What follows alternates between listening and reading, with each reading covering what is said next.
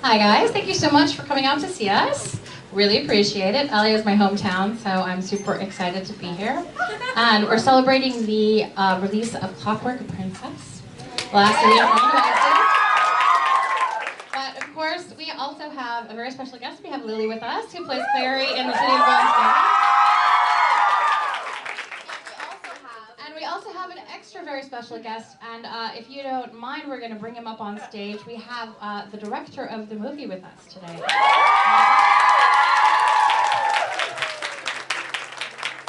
Can we pull over that chair for him? So we're going to take questions from you, because we just want to get right into back and forth. And you can ask whatever you want. You can ask about the books, you can ask about the movies, but this is a really good opportunity to ask about the movie because they know a lot more than I do. So, raise your hand if you have a question. Okay, yeah, got it. What's your favorite line that Clary had to say? Oh my gosh, one of my favorite lines is this the moment when... You hold the microphone. Sorry. Is this the moment when you rip off pieces of your shirt to bind my wounds?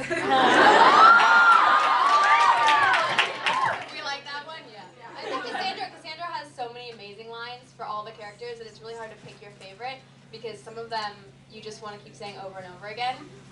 But in the context of the film, I think that one. I'm looking forward to that scene. Of course you are. I think most of the girls are. As well they should be. All right. What's got a question? Yeah? You got it. All right. What's it like working with Jeannie?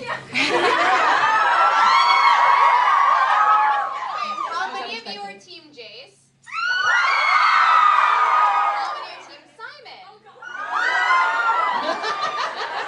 You don't know how long I've waited to ask that question. Wait. How many of you are Team Clary? Best answer. Working with Jeannie was amazing. He, literally, when I say that he is Jace, he genuinely is Jace. And I can't wait for you guys to see what he's done with the character. He's got that, cockiness, sarcastic, the hot thing going on. And at the same time, he's very subdued, and he shows a real vulnerability that, takes a real man to show real vulnerability. But working with him was amazing, and he's very supportive, but he's also a real jokester. So I think he pretty much cracked jokes the entire time, and I know you guys are gonna love it. Don't faint yet. Hey, he's not even here. I'm a little bit Team Simon, and I was wondering what's it like working with Robbie Sheehan. Terrible. Robbie? Robbie was always at craft service eating. Robert. It was, he's fantastic as the other actors, but he was never around because he was chatting up somebody. He was talking to the fans all the time. He was really great. Everybody's ready to shoot. Where's Robbie? Where's Robbie? And then was way over there somewhere talking to some random person. But that's Robbie. That's Simon. I think that's Simon. Simon is very jovial and funny and charismatic, and that is Robbie. Always cracking a joke, always there for Clary, always there to kind of... He may not physically be there, but he's there. Mentally, he's there. He's emotionally there. He's emotionally there. Yeah, he was very supportive, and he was really, really fun. That side of the room? Anyone on that side of the room? All right. I'm curious for the book readers because I know it's going to be ending next year and I'm really sad, but I know you're coming out with Dark Artifices. Yes. I'm really curious and excited to know if we might get a glimpse at Simon and Magnus again. Yes. That's the thing about Immortal Characters, right? Well, it's true. The Immortal Characters is coming to an end next year, and I was actually writing it partly while I was on set. It was really weird watching people kind of act out the very beginning of the story while I was writing the very end of the story. It's very surreal. And Kevin kept coming up, who plays Alec, kept coming over and being like, "I die, don't I? I die. I'm gonna die. I'm gonna get I can tell. But I can't spoil who shows up at the Dark Artifices because that would spoil who lives through the Mortal Instruments, but I'll definitely say that you will see at least one or two of the Immortal characters from the series in Dark Artifices again. So what was it like creating such an in-depth world? Because you have so much for both the movie and for the book. Because I work in film, so I know how different it can be getting it from the book form to screen. But what did you like from the real world that you kept throughout, like the Immortal, all the different cities and things that you created? Well, book-wise, what I really wanted to capture, and I think something Harold can speak to too, was the sense that the magical world was just like a whisper away from the real world. That, you know, there are all of these recognizable monuments and streets and very places that are very like ordinary coffee shops and clothing stores and, you know, very recognizable grounded things. And then just on the other side of them, or if you look a little bit sideways, there's this whole secret magical world. And I think that it's like creating Takis, those, you know, the restaurant that's in the book, and then it's staffed entirely by like fairies and goblins and whatnot, but it was just a diner, you know? So it was sort of a confluence of the real and the magical that I was going for, and I think that is one of the things that Harold captures really well in the film. That was one of the things that I thought was really fascinating about your book, was the idea that it does happen right under our noses. So we try to capture that as much as we could in the movie, obviously. Taking her books and turning them into a movie is so much fun, you have no idea. And there is so much to pick from, and we had to be really creative, all of us, to think what do you guys want to see and what can you live without. You know, I still don't know. Nothing. Right. Like a 7-hour movie. Right, exactly. The director's cut, like literally no editing at all. I'll be actually for all of it. But it's been awesome. Do you have a question back here? Hi, I was wondering for Lily, is there any other character that you would want to play besides yourself? And also I have messages from around the world for you and I wanted to pass them up. Oh my gosh, thank you. Oh, sweet. Thank you so much. Another character. Do you mean like another character in Mortal Instruments, or just another character in literature? Immortal Instruments. Okay. In Mortal Instruments. Yeah, Dorothea. Especially the way that we've played her. Magnus, definitely Magnus. Yeah, I mean, Magnus's parties are super cool. Oh my gosh, another character. Well, yeah, you know, it's funny. I probably wouldn't go with another one of the girls. I think makeup nowadays, I guess you can have someone play a guy. I think it'd be really fun to play one of the guys because they get to do so much of the action. I know I have action as well, but the guys seem to get more gritty.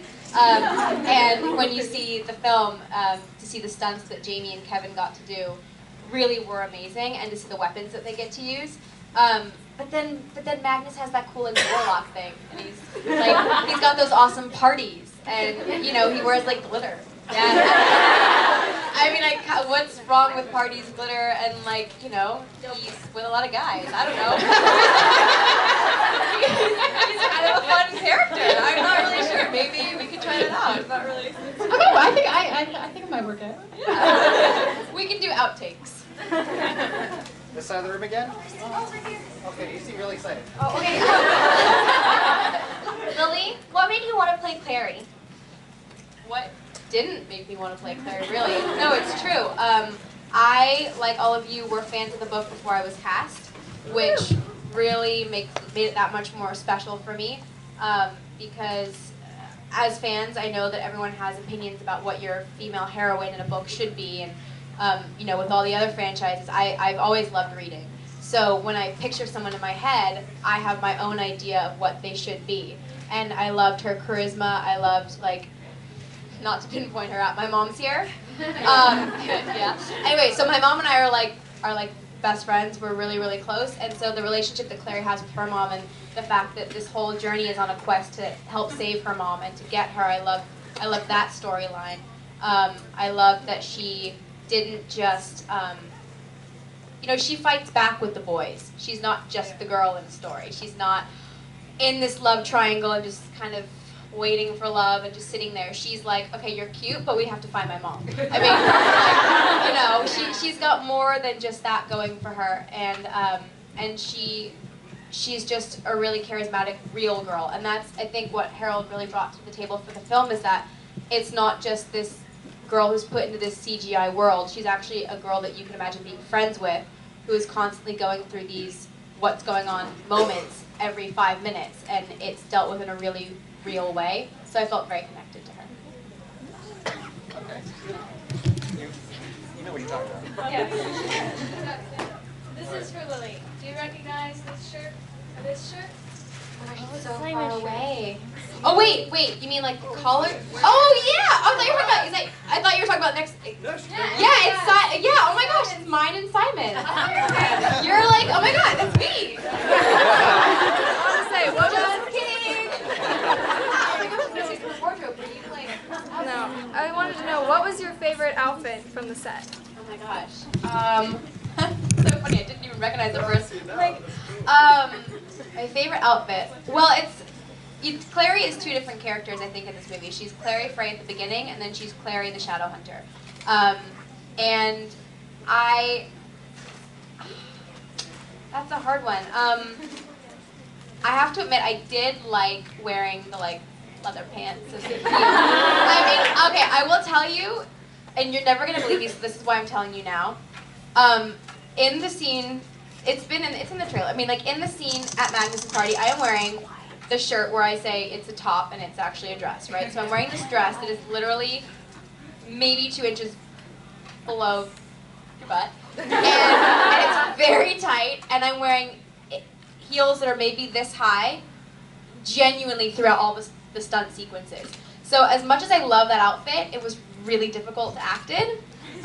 But I think it kind of showed her progress into this like young woman, I'm gonna kick butt kind of vibe. So I think it's like the coolest because I'm a girl and I like wearing that kind of stuff. But also I think it really showed her transformation.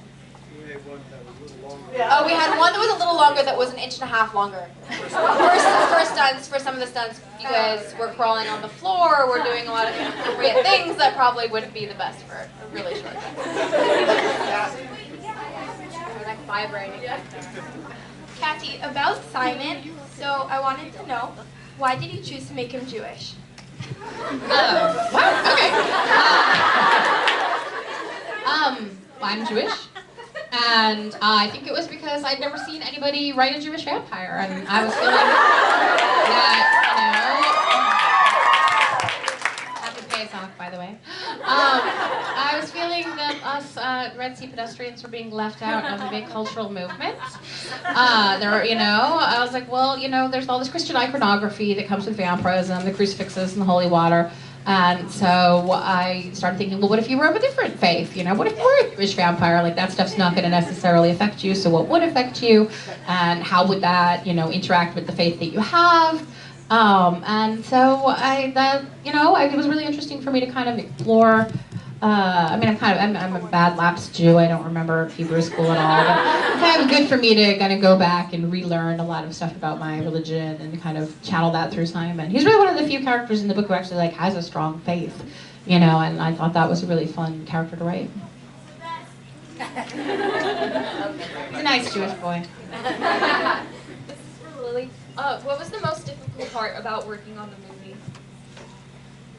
Wow, most difficult part. I think genuinely, apart from all the training that we had every day, long hours, and we would work out every morning, if not 4:30, 5 in the morning before set, that was grueling. I think though, the hardest part about this whole thing is, like I said before, because I was like you guys and a fan before I started as the actress Clary, I think every day I was just praying that I was going to make everyone happy. Like, of course, I had my own ideas of who Clary should be, and at the end of the day, as an actor taking on a role like this, you have to kind of separate yourself from expectation. But I love her so much as a fan that I wanted her to be portrayed in the best way possible, and I just every day was like, please I hope they like me. You know, and it's just that it's wanting to do a character justice that deserves it. And I think keeping that in mind was the hardest thing. Thank you. That is like a movie yet. Yeah, but this is like the first time I've seen Lily like not covered in bruises from all the Long stunts. jeans and long shirts. It was all the stunts, so I was very impressed. I remember. Were there any scenes that were kind of favorites that were cut from the movie, or like any that were added or anything? Only Harold knows what's in the movie. I'm too nervous to answer that question. Yeah, it's not been done being edited, so it's a work in progress. So we'll have to wait and see what happens. Cassie's seeing the movie for the first time next week. I'm excited. Yeah, so and we're open to suggestions, obviously. And so, a movie is much shorter than the book. If we had filmed exactly what the book was, it would be way too long. So we did some. I don't know.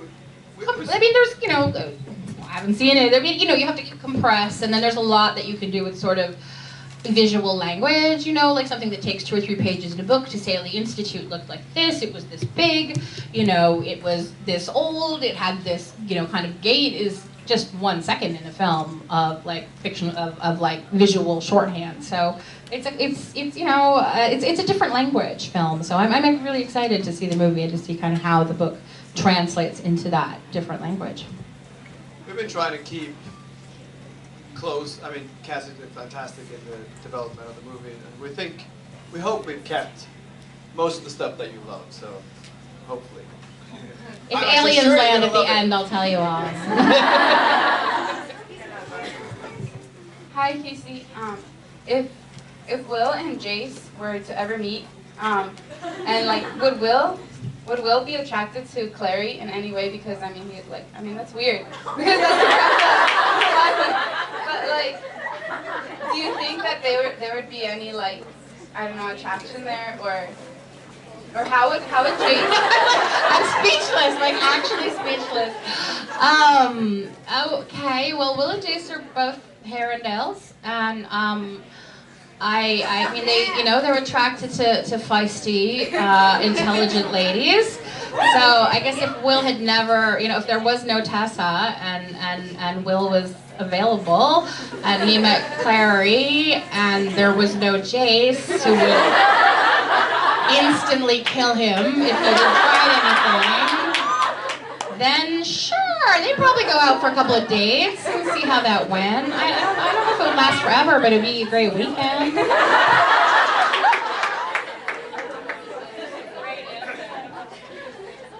This is for Cassandra. Do you have a favorite character and a favorite book? Of mine book? Oh, I can't. It's like choosing a favorite child, No, people do it. Yeah, I know everyone always says that. I mean, I'm an only child, and I'm like, they do? Oh, that's really scary.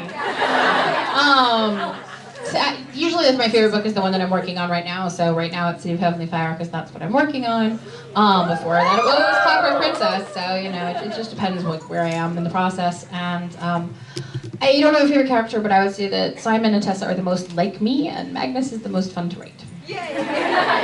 We love them all. All right, this girl's arm is about to fall off, so I'm going to go see what she has to say. Hi, Lily. Miss Newsom from SMT says hi. We go to your school. Oh, hey! Oh my gosh, she just said my love. And I was wondering, what is your favorite books out of the Mortal Instruments? Again, I think I'm going to have to go kind of with what Cassie said. For me, the first film and the first film, as if there's already going to be a second one. Let's go see the movie and make there be a second one. The first book, I think, for me, it's great to see Clary at the beginning and to see how she matures and how she ages and how she really fights for herself and grows into this young woman, even by the end of the book.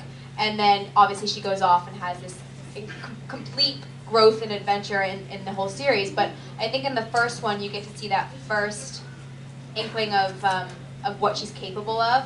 and it's that first time that she meets all the characters, and it's that first introduction as an audience into this magical world that Cassandra's created, and that's kind of that jaw-dropping moment when you first see past a glimmer, or when you first meet Jace, and you are like Clary when you're like, oh my gosh, who is this guy? You know, and I think it's that first entrance into the world that always like captures you, and so from then on, obviously it takes you on highs and lows, and it's exciting, but I think the first one is always the most special to me, so I'd have to say this one. And please send my love to her. Go SMT. Hi, Cassandra. I was wondering, how is it to see your book and then turn into a movie? Like, how was that experience, watching the process and these characters come to like flesh and life? It was amazing. I mean, it's a long process of like casting and getting the screenplay and all of that work, you know, and it was interesting. It was very collaborative. I worked with the producers, and I talked with Harold, and we talked with Lily, and we talked with the other actors, you know, throughout the whole casting process to kind of get like a team of actors who would really gel together.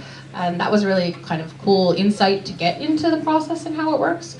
But there's nothing like going on the set and actually seeing the way that Harold had the sets built. You know, it's each one was incredibly detailed, and it was rendered, you know, down to the last little thing. I went into, you know, the library set, and there was all these books, and they've been hand illustrated, and there's a gray book, and each page has a rune, and it's been hand drawn. And I was super happy. I remember Harold like wandered onto the library, and when I was there, and I was so happy, I ran up and hugged him, and he's like, "You're in a good mood." And I was like, "This is so exciting! You have no idea." It was just like you're transported into the places that you've only imagined, and so there's really nothing like it. We're gonna get a